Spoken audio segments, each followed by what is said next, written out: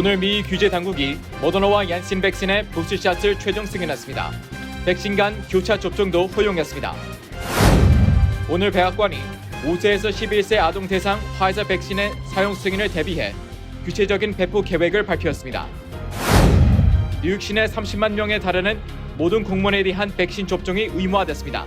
기한은 10월 29일 오후 5시까지입니다.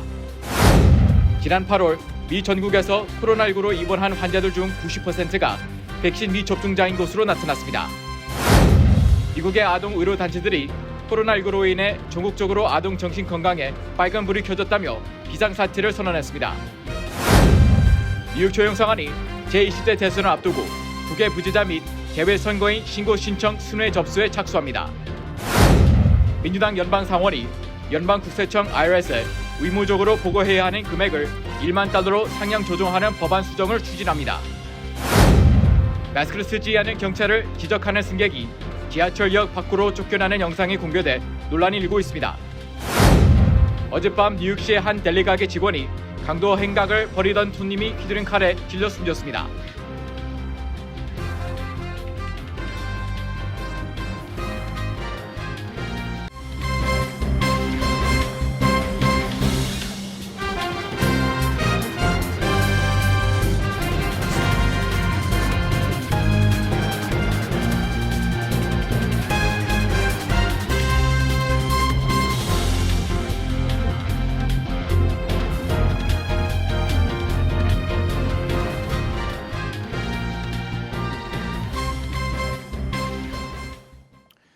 여러분 안녕하십니까?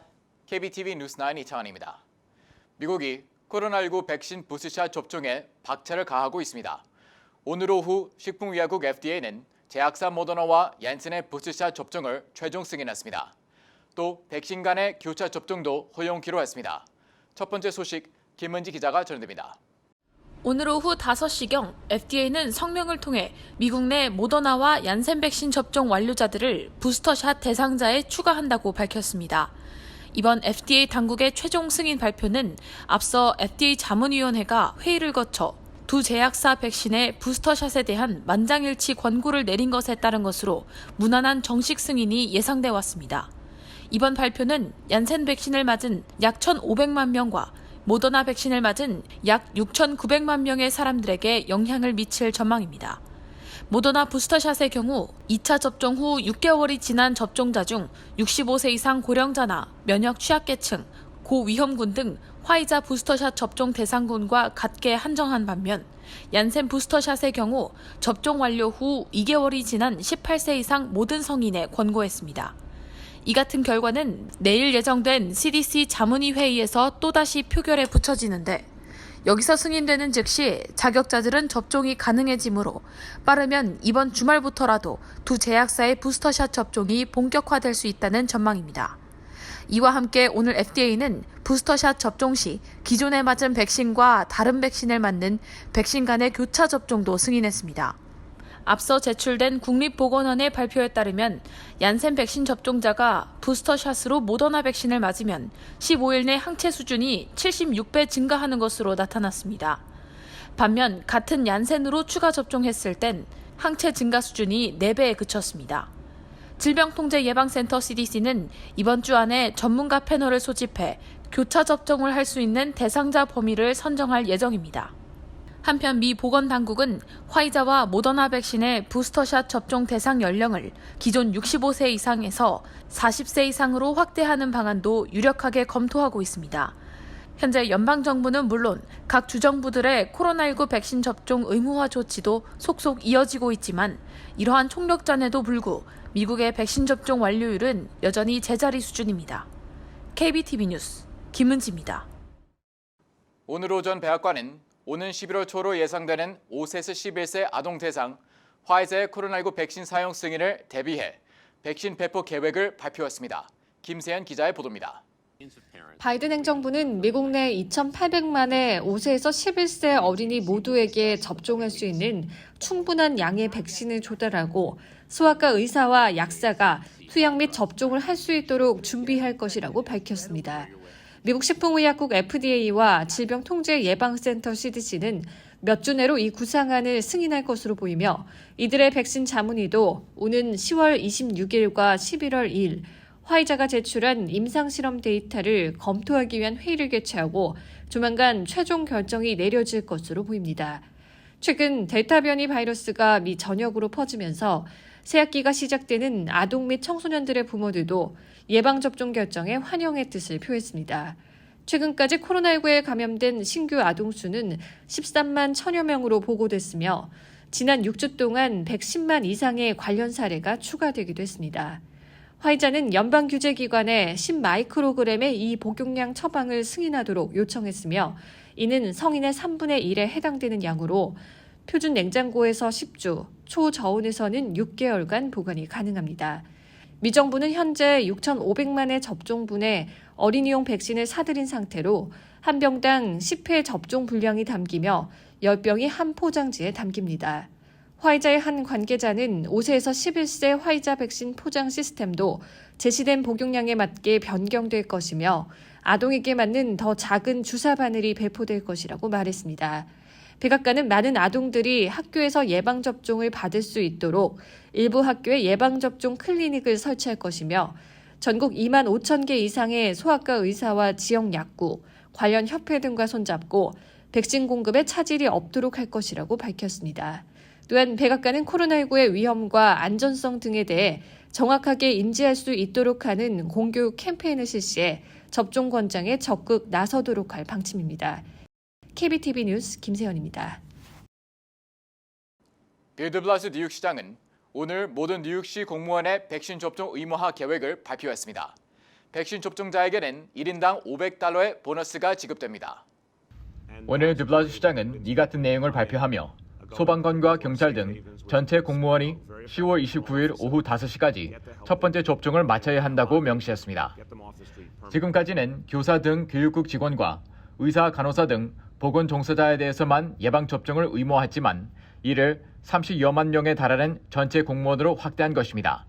단 라이커스 알렌 교도소처럼 인력 부족으로 어려움을 겪고 있는 조직에서 일하는 직원은 12월 1일까지 첫 번째 접종을 받도록 했습니다.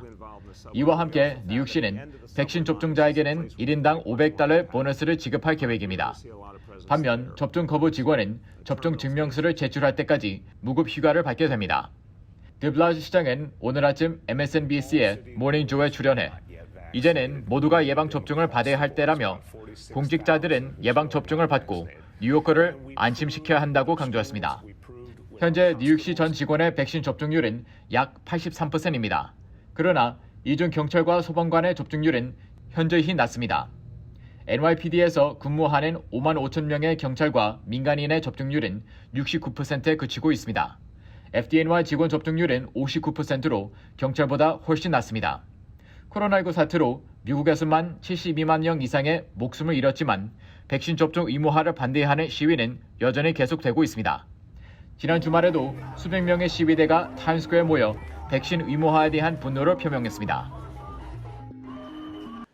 지난 8월 미 전국에서 코로나19로 입원한 환자들 중 90%가 백신 미접종자인 것으로 나타났습니다. 김문지 기자입니다. 클리블랜드 클리닉이 발표한 새로운 데이터에 따르면 지난 8월 미 전국 코로나19 입원자의 90%가 백신 미접종자였습니다. 지난 9월에는 85%였습니다. 나머지 15%는 백신 접종을 완료하고도 감염된 돌파 감염자들이었으며 대개 65세 이상의 고령자와 중증의 기저질환을 갖고 있는 사람들이 상당수였습니다. 지난 18일 질병통제예방센터 CDC가 발표한 자료에 따르면 미국에서 백신을 접종하지 않은 성인은 접종을 완료한 사람보다 코로나19로 사망할 위험이 11배, 코로나19의 양성 반응을 보일 위험은 6배 더 높았습니다. 특히 화이자 백신의 경우 12세에서 18세 사이의 코로나19 입원율을 줄이는 데 매우 효과적이라는 연구 결과도 나왔습니다. 어제 CDC는 지난 6월과 9월 사이 16개 주내 19개 소아과 병동을 대상으로 조사를 펼친 결과 해당 연령대의 입원율에 대한 화이자 백신의 효과는 93%에 달한다고 보고했습니다. 이번 연구에 참가한 179명의 코로나19 입원 청소년 중 상당수는 당뇨, 비만, 천식, 또는 호흡기 질환 등 적어도 하나의 기저질환을 갖고 있는 상태였습니다. 이 중 단 3%만이 접종자였으며 나머지 97%는 미접종자였습니다. 이 97%의 미접종자들 중 29명은 위독한 상태였으며 2명은 사망했습니다. 또 접종을 받은 청소년의 입원 기간이 접종을 받지 않은 청소년보다 더 짧은 경향을 나타냈습니다. 현재 미국에서는 델타 변이가 좀처럼 잡히지 않아 9월 들어 가을학기 개학과 함께 소아 입원이 증가하는 추세입니다. 현재 미 전국에서 12세에서 15세 사이 접종 완료율은 46%, 16세에서 17세는 54%입니다. 이에 미 보건당국은 현재 승인이 난 화이자 백신의 부스터샷 접종 자격자들을 비롯해 곧 승인될 모더나와 얀센 백신의 부스터샷 접종 자격자들에게도 승인 즉시 접종할 것을 당부하고 있습니다. KBTV 뉴스 김은지입니다. 미국의 아동 의료 단체들이 코로나19 팬데믹으로 인해 아동과 청소년 정신 건강이 위협받고 있다며 전국적 비상사태를 선언했습니다. 뉴욕타임스의 보도에 따르면 미국 소아과 학회, 미국 아동 청소년 정신과학회, 아동병원협회는 코로나19 팬데믹으로 인해 아동과 청소년의 정신건강이 위협받고 있다는 내용의 공동선언문을 발표했습니다.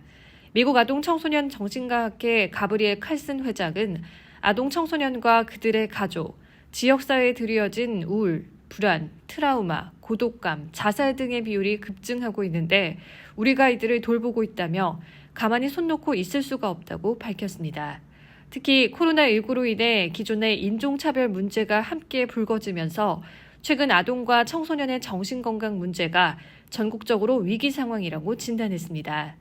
발표된 성명의 내용에 따르면 2010년부터 일상 속 인종차별 여파로 아동과 청소년이 정신건강 문제를 호소하고 있었으며 자살에 이르는 비율도 높은 것으로 나타났습니다. 엎친 데 덮친 격으로 코로나19 사태로 인해 보호자를 1명 이상 잃은 아동도 14만 명에 이르는 등 정신건강 문제에 빨간불이 켜졌다고 설명했습니다.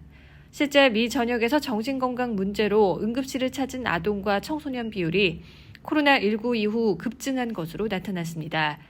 미 질병통제예방센터 CDC 집계에 따르면 작년 3월에서 10월 5세에서 11세 아동 비율이 24%, 12세에서 17세 청소년 가운데 31% 증가한 것으로 조사됐습니다. 이들 단체는 아동과 청소년의 정신건강 진단과 진료 접근성을 개선하기 위해 연방 지원금을 늘리고 원격 진료 확대 등을 요구했습니다. 또 학교 기반의 정신건강 돌봄 프로그램을 설치하고 학교와 의료기관, 지역사회에서 아동과 청소년 대상 자살 방지 프로그램을 마련할 것도 제시했습니다. KBTV 뉴스 김세연입니다. 뉴욕 조영사관이 제20대 대선을 앞두고 국회 부재자 및 재외선거인 신고 신청 순회 접수에 착수했습니다. 보도에 김세연 기자입니다. 뉴욕 총영사관 재외선거관실은 오늘부터 29일까지 뉴욕 뉴저지 일대 지정된 곳에서 국외 부재자 및 재외 선거인 신고 신청 접수를 할 수 있다고 밝혔습니다. 20일 오전 10시부터 오후 3시에는 뉴욕 퀸즈에 위치한 뉴욕 한인 봉사센터 KCS 건물에서 이루어지며 22일 오후 1시부터 5시까지는 플러싱 한양마트에서, 오후 2시부터 5시까지는 롱아일랜드 H마트 제리코 매장에서 신고 신청 접수를 받습니다. 24일 오전 9시부터 오후 5시까지 맨하탄 유니온 스퀘어에서, 25일 오후 2시부터 5시까지는 플러싱 H마트 유니온 매장에서, 27일 오후 2시부터 5시까지는 한양마트 뉴저지 리치필드 매장에서 열립니다. 29일에는 오전 10시 30분부터 오후 2시 30분까지 퀸즈 뉴욕 한인 봉사센터 KCS 시니어센터, 오후 1시부터 5시 사이에는 플러싱 한양마트에서 신고 신청 접수를 하실 수 있습니다. 신고 및 신청을 위해서는 유효한 대한민국 여권과 한글 및 영문 성명, 연락처, 국외 거소 등의 정보가 필요합니다. 주민등록을 소지한 사람은 주민등록 번호와 주민등록 주소를, 주민등록이 말소된 사람은 주민등록 번호와 최종 주소지를, 주민등록이 없었던 사람은 생년월일과 부모 2명 중 1명의 성함을 알아야 합니다. 특히 주민등록이 말소되었거나 처음부터 없었던 재외 선거인 등록 신청 대상자는 본인의 배우자, 본인 및 그 배우자의 직계 좀비 소개안에 재외선거인 등록 신청서를 대리 제출할 수 있습니다. KBTV 뉴스 김세연입니다. 조 바이든 행정부는 개인의 은행 거래 금액이 연 $600가 넘을 경우 연방국세청 IRS에 의무적으로 보고하도록 하는 법안 제정을 추진해 왔는데요. 이 법안에서 문제가 됐던 의무 보고 금액 $600가 $1만 상향 조정될 전망입니다. 뉴욕타임스는 연방 상원의 민주당 의원들이 연 $600 이상의 개인 은행 거래 내역을 IRS에 의무적으로 보고하는 것을 골자로 하는 법안 관련 수정안을 20일 의회에 제출할 것이라고 보도했습니다. 수정안은 의무 보고 거래액을 연간 총 $600에서 $1만 상향 조정했습니다. 또 직장인들의 급여와 임금 및 사회보장연금과 연방정부의 지원금 등은 $1만 넘어도 의무 보고 대상에서 제외시켰습니다. 조 바이든 행정부는 은행 거래 내역 보고 의무화를 추진하는 것은 부자 증세와 함께 약 $7조 에 달하는 세금 탄류를 줄이기 위한 것이라고 주장하고 있습니다. 연방재무부는 은행 거래 내역 보고 의무화 조치는 고소득층의 탈세 여부를 감시하는 데 목적이 있다며 연간 소득이 $40만 이하인 일반 납세자들에 대한 IRS의 감사 비율은 높이지 않을 것이라고 강조하고 있습니다. 그러나 공화당원은 물론 은행들도 이번 수정안도 반대하고 있습니다. 이들은 연방정부가 고소득층의 세금 탈루 방지를 이유로 개인 사생활을 침해하는 등 과도한 공권력 행사를 계획하고 있다며 비판의 목소리를 높이고 있습니다. 마스크를 착용하지 않은 뉴욕 경찰 2명이 이를 지적한 승객을 오히려 승강장 밖으로 밀어내 논란이 일고 있습니다. 김은지 기자의 보도입니다. 뉴욕 퀸즈에 거주하는 27세 앤디 길버트 씨는 자신이 지난 19일 뉴욕 경찰에 의해 억울하게 지하철역 밖으로 쫓겨났다고 밝혔습니다. 길버트는 이날 오전 8시 40분쯤 맨해튼 W 열차를 타고 가다 H스트리트역에 내렸습니다. 그러나 승강장에서 마스크를 착용하지 않은 경찰관들을 발견한 길버트는 그들에게 다가가 휴대폰을 꺼내 촬영을 시작하며 이러한 사실을 지적했습니다. 그는 스스로 자신이 경찰들에게 다가가 대중교통시설에서 마스크 미착용은 불법이라며 왜 마스크를 착용하지 않냐고 물었다고 밝혔습니다. 그러자 남성 경찰은 길버트에게 내가 마스크를 쓰고 있어 내 말을 알아들을 수가 없다며 못 알아듣는 척 2, 3분가량을 실랑이를 이어가다 업무 방해를 이유로 길버트를 지하철역 밖으로 밀어냈습니다. 이 과정에서 경찰은 길버트의 멱살을 잡고 힘으로 제압한 뒤 비상문 밖으로 밀었습니다. 길버트는 경찰들에게 항의해봤지만 그를 내쫓은 경찰들은 발길을 돌렸습니다. 현재 뉴욕주는 지하철과 버스 등 대중교통시설 이용 시 마스크를 착용하지 않으면 과태료 $50를 부과하고 있습니다. 메트로폴리탄 교통당국은 기관이 모든 승객에게 마스크 착용을 지시한 만큼 뉴욕 경찰 당국에도 더욱 잘 착용해 줄 것을 반복적으로 요청했으며 마스크를 쓰지 않는 승객들을 위해 시설 내 곳곳에서 무료로 마스크를 배포하고 있습니다. 그러나 길버트는 이러한 정부의 대책에도 불구하고 경찰관들조차 마스크를 착용하지 않는 사례를 너무 많이 봤고 마스크를 쓰지 않는 승객 또한 규제하지 않는다며 경찰들은 법에 관심이 없다고 말했습니다. 이 영상을 촬영한 다른 여성 승객도 기차에 타면 마스크 착용 안내 방송을 쉬지 않고 듣는다며 경찰이 뻔뻔하다고 말했습니다. 이외에도 최근 트위터 등 SNS상에는 뉴욕시 지하철 시설 내에서 마스크를 쓰지 않은 경찰의 사진을 찍어 올리며 비난하는 글을 적지 않게 볼 수 있습니다. 이와 관련해 경찰 당국 대변인은 내부 수사 중이라고만 밝히고 더 이상의 질의 요청에 응답하지 않고 있습니다. KBTV 뉴스 김은지입니다. 어젯밤 뉴욕시의 한 델리 가게 직원이 강도 행각을 벌이던 손님이 휘두른 칼에 찔려 숨졌습니다. 김은지 기자의 보도입니다. 어제 저녁 11시 30분경 이스트 할렘 102번 스트리트와 2번 애비뉴 모퉁이에 위치한 한 델리 가게에서 칼부림 사건이 발생했습니다. 경찰이 공개한 CCTV 영상에 따르면 델리 직원은 몽둥이를 들고 뛰쳐나와 2명의 강도를 내쫓습니다. 영상 뒷부분엔 강도 중 한 명이 칼을 빼들어 직원의 옆구리를 찔렀습니다. 피해자는 병원으로 이송됐지만 결국 사망 선고를 받았습니다. 피해자는 혼자서 가족을 부양하던 34세의 예멘 이민자였습니다. 그는 강도를 내쫓을 당시 가족에게 전화를 걸어 강도를 당하고 있다고 알리며 911에 전화해달라고 요청했습니다. They got into an argument with this customer, and they ended up fighting. And the customer had a knife on position. My cousin got stabbed on the side. 용의자들은 이전에 이 가게를 방문했던 적이 있었던 것으로 밝혀졌으며 경찰 당국은 마지막으로 용의자들이 도주한 102번 가를 중심으로 행방을 쫓고 있습니다. KBTV 뉴스 김은지입니다. 뉴 밀레니엄 뱅크에서 SBA 론 빅 프로모션을 실시합니다. 첫째, 클로징 기준 융자 금액 3%의 SBA 보증 수수료를 면제해드립니다. 둘째, 향후 3개월 동안 원금과 이자를 대신 내드립니다. 셋째, 최소 10% 다운으로 건물 구입과 융자 신청이 가능합니다. 위 내용은 SBA 승인을 대상으로 하며 모든 대출자가 자격이 되는 것은 아닙니다. 본 혜택은 2021년 9월 30일까지이며 SBA에 의해 조기 종료될 수 있습니다. 기타 약관과 조건이 적용되며 프로그램과 약관과 조건은 예고 없이 변경될 수 있습니다. FDIC 멤버 앤 이퀄 하우징 렌더. 뉴욕시가 인종차별을 공중보건의 위기로 선포하고 이를 해결하기 위한 반인종차별 조치를 취하도록 한 결의안을 승인했습니다.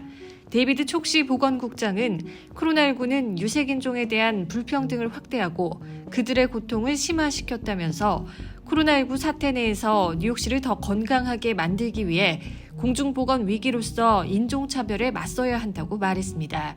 앞으로 채택된 결의안에 따라 시 보건국은 커뮤니티 그룹과 협력해 보건법에 인종차별적 요소가 없는지 검토하고 이를 대체할 조례를 마련할 것으로 보입니다. 뉴욕시 곳곳에 생화학 테러에 대비한 가스 테스트가 실시됩니다. 연방국토안보부와 메트로폴리탄 교통공사가 주도하는 이 테스트는 오는 29일까지 실시되며 생화학 테러가 발생했을 때 머스터드 가스나 탄저균 등 독성 물질 분자가 의류 또는 차내에 스며드는 정도와 분포 형태를 측정하기 위함입니다. 측정 결과는 치안 강화를 위한 자료로 사용되며 주로 유동인구와 환승 구간이 많은 맨하탄 타임스퀘어역과 유니온 스퀘어역 등 주요 전철역과 월드 트레이드 센터 등에서 진행됩니다. 관세 회피 목적으로 수입 상품의 가격을 낮게 허위 신고한 업체가 연방검찰에 기소돼 $5만 벌금을 명령받았습니다. 소장에 따르면 퀸 어페럴사와 채무 대표는 2009년부터 2013년까지 해외에서 의류를 제작해 미국으로 수입하는 과정에서 합법적인 관세 납부를 피할 목적으로 상품 가격을 허위로 낮게 보고한 것으로 드러났습니다. 해당 업체는 이를 인정하고 $5만 지급하는 데 합의한 것으로 전해졌습니다. 뉴저지에서 연간 학비가 가장 비싼 대학에 스티븐스 공대가 꼽혔습니다. 조사 결과에 따르면 호보큰에 위치한 사립 스티븐스 공대는 학비가 연간 $54,014로 가장 비쌌고 2위에는 아이비리그에 속한 프린스턴대가 연간 $52,800를 기록했습니다. 이외에도 뉴저지 내 대학 17곳의 연간 수업료가 $30,000를 넘는 것으로 조사되는 등 학생들의 부담이 큰 것으로 지적되고 있습니다. 잠시 후 커뮤니티 브리핑을 전해드립니다.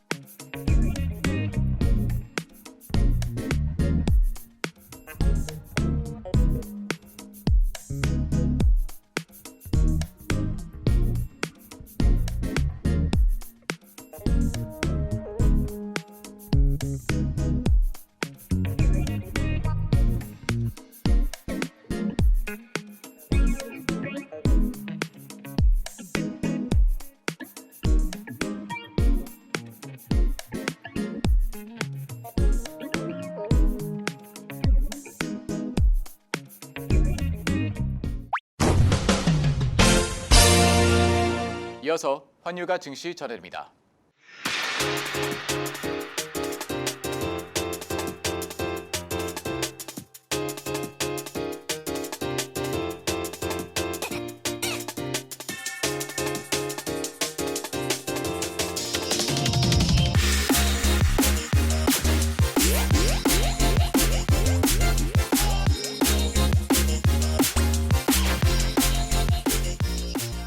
잠시 후 뉴욕과 뉴저지 날씨 전해드립니다.